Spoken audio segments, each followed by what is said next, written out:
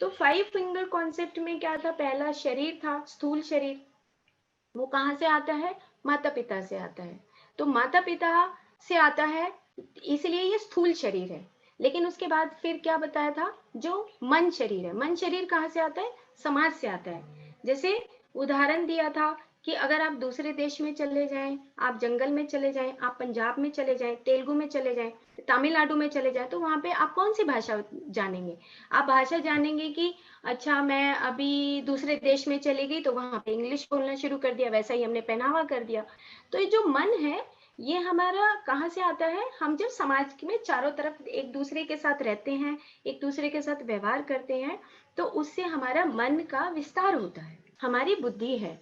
हमें अपने जो समाज से जो भी कुछ हमें सीखने को मिलता है, उसके बाद हमें अपना बुद्धि लगाना है कि क्या ये सही है, क्या ये गलत है, मेरा दोस्त क्या कहता है, मेरे टीचर्स क्या कहते हैं, मेरे पेरेंट्स क्या कहते हैं, मेरी सोसाइटी क्या कहती है।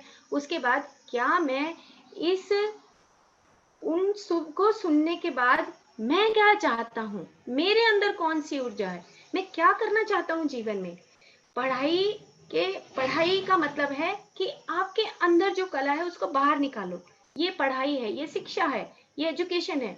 एजुकेशन को मैं वो मानती हूँ कि जिसमें आप अपने आप को दर्शा सको कि तुम क्या हो। एक शिक्षा जो अनुभव के आधार पे हो।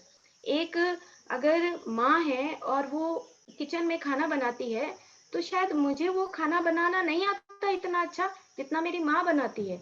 क्यों? क्योंकि उसका अनुभव है। वो अनुभव जिंदगी में बहुत जरूरी है।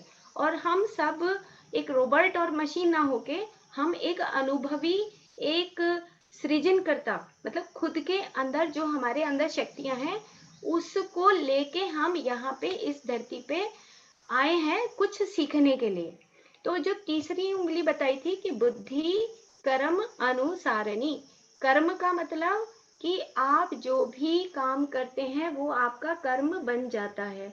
अगर मैं मान लो एक क्षण के लिए कि मैं कोई बुरा काम सोचती हूँ, बुरा काम करती हूँ, एक बार मैंने किया तो उसको बोलते हैं क से।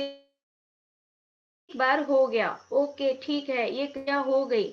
लेकिन मैं अगले दिन फिर किसी की बुराई करती हूँ या नफरत करती हूँ, किसी की पिटाई करती हूँ, तो क्या हो गया? वो दो क्रिया हो गई, 2 दिन की 2 बातें हो गई। उसके बाद तीसरे दिन भी करती हूँ, चौथे दिन भी करती हूँ, लगातार मैं करती ही रहती हूँ, करती रहती हूँ, तो क्या हो जाएगा? वो कर्म बन जाएगा। वो मेरे एक्शंस में आने लगेगा, मेरे भाव में आने लगेगा कि अच्छा ये बच्चा ऐसा है, या ये औरत ऐसी है, या ये पुरुष ऐसा है।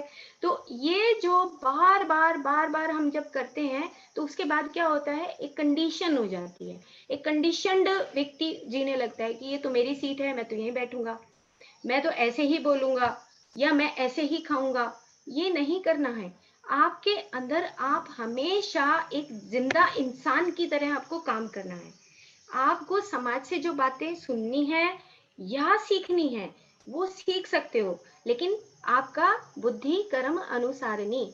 क्योंकि जो बुद्धि है वो कर्मों के अनुसार मिलती है। आज हम मेहनत करेंगे तो नेक्स्ट लाइफ में भी, आगे भी आपको वो मेहनत आपकी काम आएगी। अगर हम आज मेहनत करते हैं, आप पढ़ाई करिए, खेल करिए, संगीत करिए, पेंटिंग करिए, कुछ भी करिए, लेकिन वो जो मेहनत है वो आपकी मेहनत है। आपके साइड में जितने भी आपके दोस्त हैं या जो आपके परिवार के सदस्य हैं उनका कोई लेना देना नहीं है। क्यों? क्यों नहीं है? मैं क्यों इस बात को कह रही हूँ?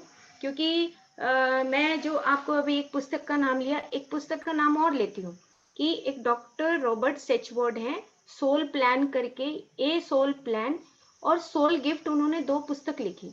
वो बहुत बड़े डॉक्टर हैं, यूट्यूब के ऊपर आप डाल के देखेंगे तो वो आएंगे। और उसके बाद उन्होंने जो पेशेंट की जो स्टोरीज लिखी हैं, उन्होंने वो अपने पेशेंट को जब डील करते हैं तो उनकी स्टोरीज बताई हैं कि इस लाइफ में वो व्यक्ति क्यों आया, और आने का उसका कारण क्या था, और आने के बाद अगर उसको कोई जीवन में परेशानी आती है तो वो कहाँ से आती है, क्यों आती है, खुद उसने क्रिएट किया। क्यों? क्योंकि अगर मैं किसी दूसरे व्यक्ति के साथ बात करती हूँ और मैं अंदर ही अंदर सोच रही हूँ कि वो तो बहुत खराब व्यक्ति है, वो तो ऐसा व्यक्ति है, मैं उसको नुकसान पहुंचाऊंगा, या मैं उससे जेलस करता हूँ, तो किसका नुकसान है? किसका नुकसान है? मेरा ही तो नुकसान हुआ। उसको तो कोई फर्क नहीं पड़ रहा क्योंकि मैं अंदर सोच रही हूँ।